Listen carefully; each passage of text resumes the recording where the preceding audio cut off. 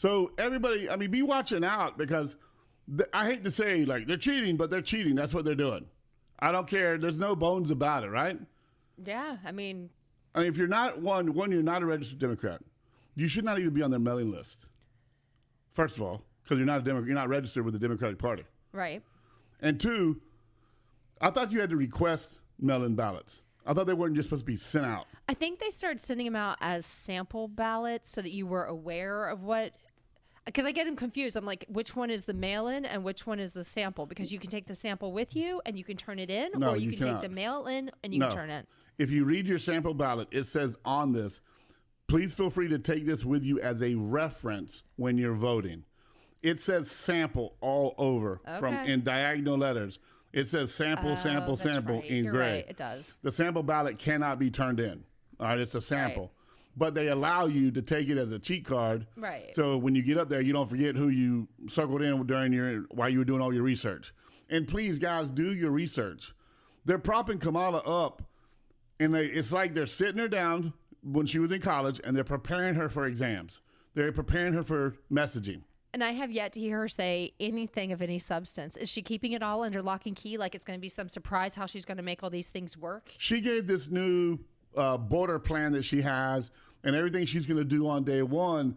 But it's like, wait a minute. You were designated by the President of the United States of America, Joe Biden, to be in charge of the border. Now, You had they the don't. ability to do this 3.5 years ago. You woman. have the ability to do it right now, like today. Yeah, you don't have to be voted in. Like if you want, not that you're going to get my vote, but if you wanted my vote, you can be like, hey, you know what? I'm vice president right now. And yeah, I'm out on the campaign trail, but I'm going to go ahead and show you what I'm going to do. I'm going to start it right Exactly. now as vice Here, president. I'm going to go ahead and fix this right now. We're not even going to talk about it after the election because I'm going to take care of it. Right, because I'm already in office. Because And- I'm allowed to. Yes, and I you were. have abilities. You had the power vested in you by the President of the United States of America, and you have done absolutely nothing. And now all of a sudden you want to build the Trump wall. See how they label everything? Trump's wall, Trump's this, Trump's that, Trump's abortion ban, Trump's this. You know, like the border bill. And this is what I was getting on to some people on social media about. All they talk about is Trump made a phone call and stopped the border bill. It was a bipartisan bill. Yeah, well, Ted Cruz wrote a bill, and then another guy, I can't remember his name, wrote a bill. So there's been 3 border bills written in the last 7 months. All 3 of them have been voted down. See, they put them, they blocked them. The Republicans blocked the border bill. Those evil people. No, it's called a vote. And they voted no. Now, because they voted no, the bill got shot down. It wasn't blocked by Republicans. Their wordage, their verbiage is just satanic. That's what it is. But here's the thing they're not talking about. They're not talking about the 2 bills that got all the Republican votes except for 2, and all the Democrats. That's what they are. They're venom. All the Democrats voted no against. Nowhere in the media are they talking about Ted Cruz's bill that's bipartisan, by the way, and then the other guy's bill that was also bipartisan that the Democrats blocked or voted no on.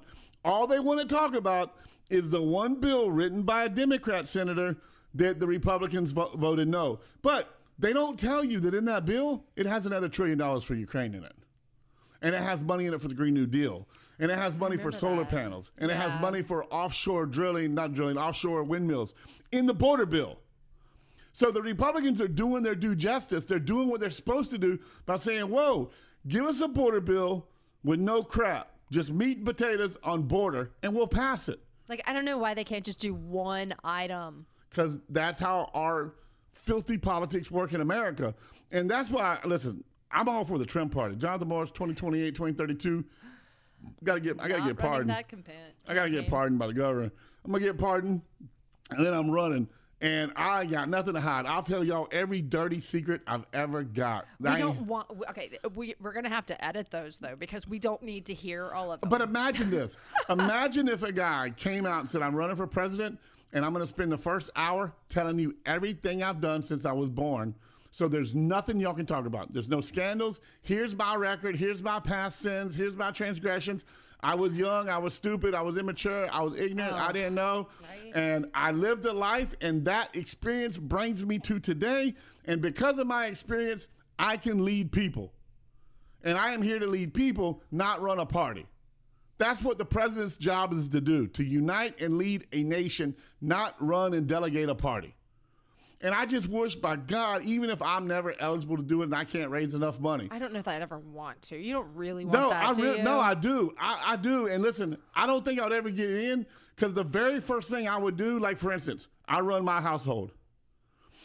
I have given to my neighbor before, the one back there that passed away before she died. I've paid her power bill before, and I'm not doing this for brownie points.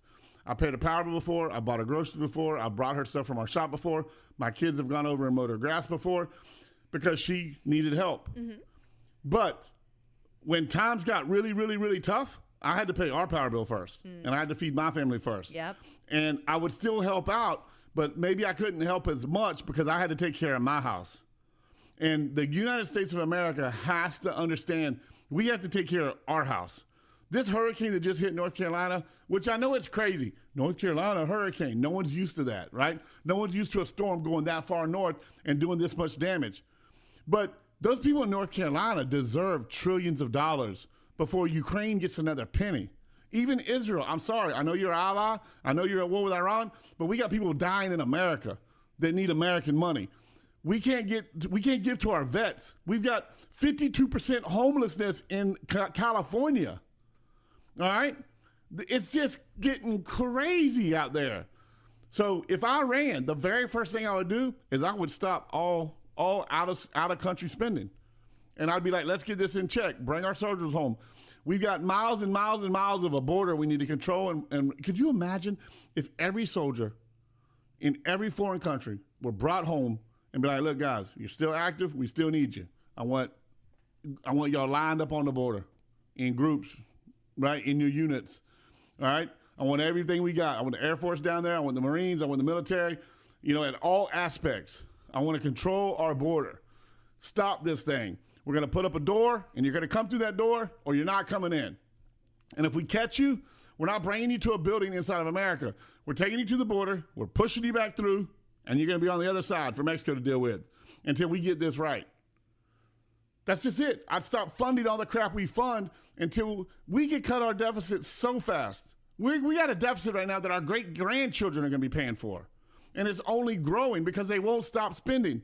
Could you imagine going down to the bank and you're overdrawn, let's just say $100. Forget a trillion or 13 they're not trillion. lending you anymore. Just say you're overdrawn 100 and you got 3 bounced checks out there. No. You walk into the bank and be like, look, man, I need another $50, $100. They're like, sorry, Mr. Morrison, you're Go overdrawn. stand on the corner. You got to make a deposit. Well, I don't have any money. But I promise you, next time I'll pay. No, they cut you off. Yeah, they do. Duke Energy, Florida Power, whoever you have, wherever your utility company is, if you don't have your power bill due, they cut it off. Yep. They don't, I guess you can get an extension every once in a while, but they don't make it a habit of giving extensions. Nope. Same thing with your water bill. Same thing with your cable, your phone, everything, your car insurance. How come the United States of America can continue to go farther and farther and farther into debt with nobody checking them? And yet we're supposed to check our balances and our budgets? It's hypocrisy. I feel like I don't know how money works Well, these days. I'm going to do a show on it because I'm not going to give out any advertisement yet, but y'all are going to hear me start advertising for a company that you can get gold and silver in your hand, in your house, in your own safe, in your own yard, wherever you want to bury it at, not in some magical vault somewhere that you can't see. And it's economical, it's tradable, it's doable, and you can get into it for like under $600 just to get started and start getting gold and silver. The dollar has gone from $1 to 3 cents on the dollar since Nixon took us off the gold standard. The depreciation of the dollar now is 3 cents compared to what it was when Nixon first started the dollar that said the silver, oh my gosh. I'd pull out $1, but like everything's digital. Right, but we need to get back to real money, real security, real finances. The fiat system, and we'll talk about that in another show, but the fiat system is where money and goods are only valuable because the government says they are. And that's what we live on right now. And as soon as the government says, hey, this ain't good no more, you can wipe your butt with dollar bills. They don't matter anymore. All right, guys, I want to get back into, when we get back, I talked about this last show, but I ran out of time, so I sped through it. But Donald Trump made a promise that if he wins, John Deere and other countries that steal jobs from America and send them overseas will pay up to 200% tariff to bring their goods back into America to sell to Americans. He's basically saying you can't double dip. You want cheap labor? Go get it. You want to steal from the Americans? Go get it. You can't have it both ways. We'll be right back. Stick around. Between the Ribs.